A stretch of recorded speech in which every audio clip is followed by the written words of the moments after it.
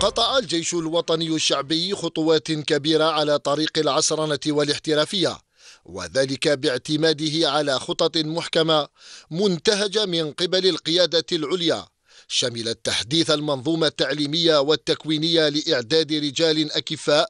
يتحكمون في التكنولوجيا العصرية، وتدعيم قوام المعركة بالوسائل والتجهيزات الحديثة. فهو نجاح وإنجاز على الصعيدين العملياتي وتدعيم قوات الجيش الوطني الشعبي بنخبة متمرسة وقادرة على القيام بمهامها الوطنية النبيلة في كافة الأحوال والظروف، لما يتحلون به من إخلاص ووعي بالتحديات على جميع الأصعدة، مهيئون دائما لخدمة الوطن.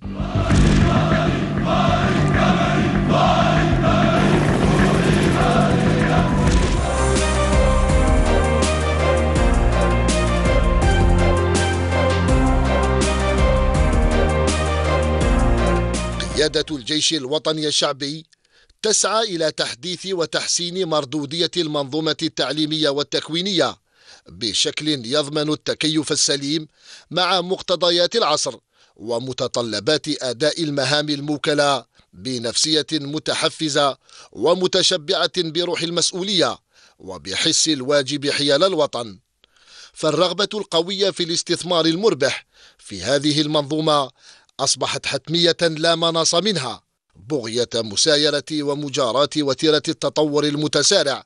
الذي تعرفه الجيوش المتقدمة في عصرنا الحاضر، فهي تسهر على توفير كافة عوامل التطور وكل أسباب النجاح البشرية المادية المنشآتية والبيداغوجية.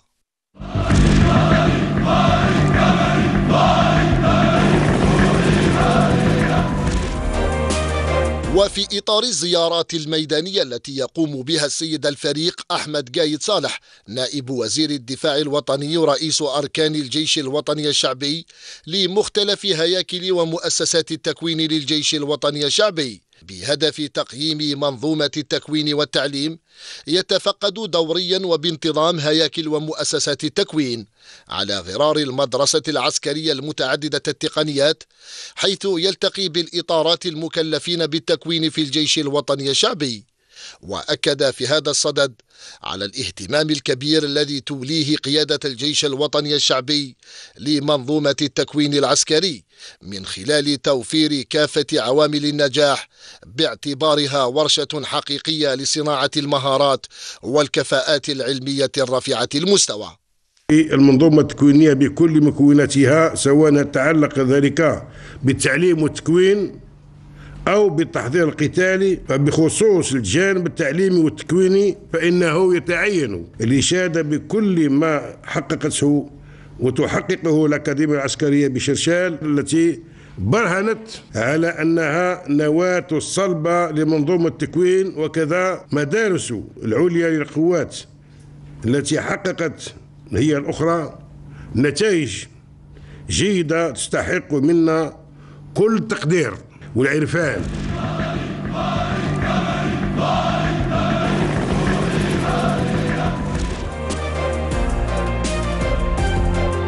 وباعتبارها الحلقة المركزية التي يتمحور حولها التكوين في الجيش الوطني الشعبي والدور الذي تلعبه في تكوين الطلبة والمتربصين، يحرص السيد الفريق أحمد قايد صالح نائب وزير الدفاع الوطني رئيس أركان الجيش الوطني الشعبي على القيام بزيارة عمل وتفقد إلى الأكاديمية العسكرية لشرشال، يقيم من خلالها مسار وتطوير التكوين والتعليم بها بالنظر للإمكانيات المادية والبشرية الموضوعة في سبيل الرقي بالمنظومة التكوينية وجعل الأكاديمية في طليعة هيئات التكوين في الجيش الوطني الشعبي، ترسخ لدى كافة منتسبيها الحس المهني الرفيع وروح المسؤولية بكل ما يستوجبه ذلك من تضحية وشجاعة وانضباط وأخلاق عسكرية. بعد التحاقنا بالأكاديمية العسكرية لشرشال تمكنا في وقت وجيز من إدراك المفاهيم العسكرية واستقينا كل ما يتعلق بالتدريبات الميدانية نظريا وتطبيقيا. نتعهد أمام الله وأمام سيادتكم بأن نكون القدوة في التضحية والإخلاص والفداء والصمود أمام التحديات ومواكبة الأحداث التي يفرضها التطور العسكري والتقدم التكنولوجي.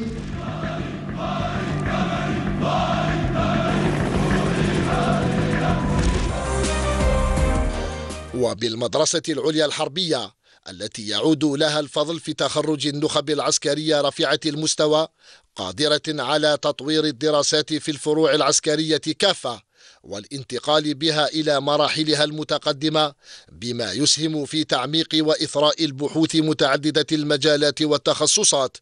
لا سيما في المجال العملياتي والاستراتيجي. كانت المدرسة محل زيارة للسيد الفريق أحمد قايد صالح الذي ترأس الاجتماع الثامن للمجلس التوجيهي للمدرسة. وبالمناسبة قام نائب وزير الدفاع الوطني رئيس أركان الجيش الوطني الشعبي بتدشين مركز المحاكاة للمباراة الحربية، الذي يعتبر دعامة جديدة للقاعدة البيداغوجية للمدرسة، وإضافة أكيدة للحصول على المعارف للمستويات السياسية العسكرية العملياتية والاستراتيجية،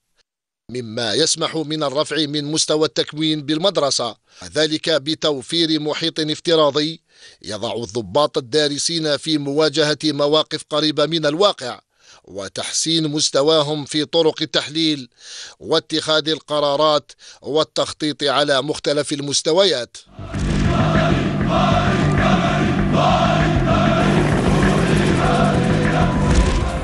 ولتحديث وعصرنة أسطولها، تعززت القوات البحرية الجزائرية بسفينة قلعة بني عباس للقيادة ونشر القوات 474 القادرة على العمل والتدخل في نطاق واسع في مهام عملياتية ولوجستية وإنسانية، مزودة بأحدث التكنولوجيات في المجال العسكري. هذه السفينة الهامة والحديثة هي إنجاز ومفخرة للقوات البحرية الجزائرية وللجيش الوطني الشعبي، والتي تدخل في إطار مواصلة تنفيذ مخطط تطوير القوات البحرية الذي صادق عليه فخامة رئيس الجمهورية القائد الأعلى للقوات المسلحة وزير الدفاع الوطني في سبتمبر العام 2006 لدى تدشينه للسفينة المدرسة الصمام بمقر قيادة القوات البحرية. وقد تدعمت القوات البحرية الجزائرية خلال السنوات الأخيرة بوسائل ومعدات حديثة مواكبة للتطورات الحاصلة في هذا الميدان، منها سفن متعددة المهام وقاطرات أعالي البحار، مروحيات البحث والإنقاذ، وزوارق بحرية. هذه التجهيزات الحديثة والعصرية تساهم بكل تأكيد في الرفع من القدرات الدفاعية للبلاد وفي تطوير قوام المعركة للجيش الوطني الشعبي.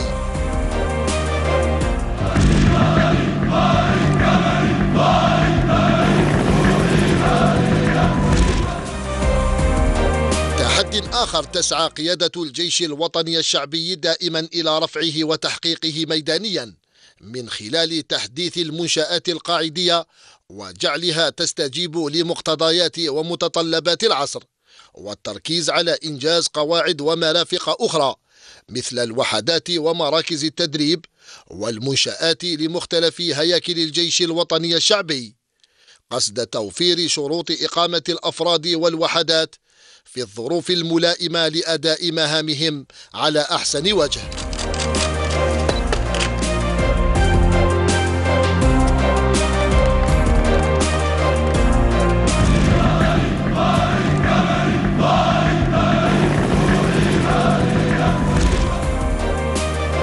تشكل الصناعة الركيزة الأساسية للاقتصاد الوطني باعتبارها المحرك الرئيسي لباقي القطاعات الاقتصادية الوطنية. من هذا المنطلق ارتأت قيادة الجيش الوطني الشعبي تفعيل قطاع الصناعة العسكرية من أجل التنمية الوطنية وتنشيط سوق العمل من خلال إقامة عدة وحدات صناعية عبر التراب الوطني، بانتهاج استراتيجية صناعية جديدة لتلبية احتياجات الجيش الوطني الشعبي بالوسائل والتجهيزات والآليات لتدعيم وحداته للقيام بالمهام الموكلة له عبر كامل التراب الوطني والحفاظ على سلامة وأمن حدودنا الوطنية.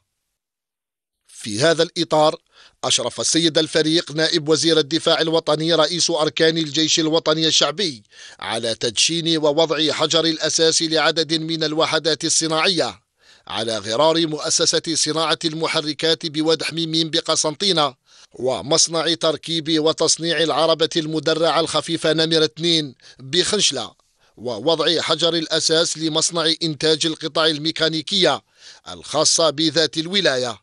إضافة إلى الشركة الجزائرية لصناعة السيارات بتيارت لإنتاج سيارات خفيفة رباعية الدفع لكل الميادين وسيارات نفعية تستخدم لمختلف الأغراض.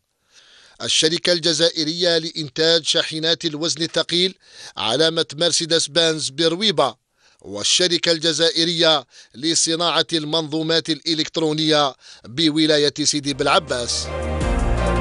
وبالموازاة مع ذلك تقوم مؤسسات تابعة للجيش الوطني الشعبي بصيانة وتجديد العتاد من وسائل وتجهيزات وآليات قصد الحفاظ على جاهزيتها وتمديد مدة استغلالها، والمساهمة بالتالي في الحفاظ على الموارد المالية للدولة. إن حرص القيادة العليا للجيش الوطني الشعبي على عصرنة منظومة التكوين والتدريب لإعداد الإطارات المؤهلة والقيادات القادرة على تحمل المسؤوليات في مختلف الاختصاصات العسكرية ورفع الاستعداد القتالي للقوات قد أعطى ثماره على أرض الواقع، وهو ما تظهره مختلف التمارين المنفذة من طرف القوات، والتي تعتبر بمثابة المحك الحقيقي لاختبار القدرات القتالية للوحدات والاستغلال الأمثل للمعدات القتالية والمناورة وقوة النيران ودقة الرمي على الأهداف. تمارين أكدت مدى تحكم الأطقم في العتاد والتجهيزات وقدرة وكفاءة الأركانات على تنسيق ومتابعة الأعمال القتالية أثناء التنفيذ، تماشيا وطبيعة الوضع وما تفرضه من رهانات. يواصل الجيش الوطني الشعبي سليل جيش تحرير وطني مشواره التطويري والتحديثي بغرض بلوغ مستوى قتالي وعملياتي رفع مستوى نحرص كثيرا على أن يكون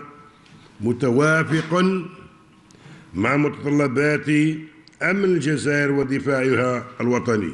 وزن الجزائر على الساحة الدولية وموقعها الاستراتيجي المتميز وإمكانياتها الطبيعية والبشرية والتحديات التي تواجهها تفرض عليها امتلاك جيش حديث قوي بأفراد أكفاء وتجهيزات عصرية قادرا على الدفاع عن سلامة التراب الوطني وحرمته ووحدة البلاد وسيادتها وأمنها واستقلالها. وانا دائما نأكد على أبنائنا، احملوا الجزائر في قلوبكم، كل إنسان منكم اللي يحمل الجزائر في قلبه وربي يكمل له.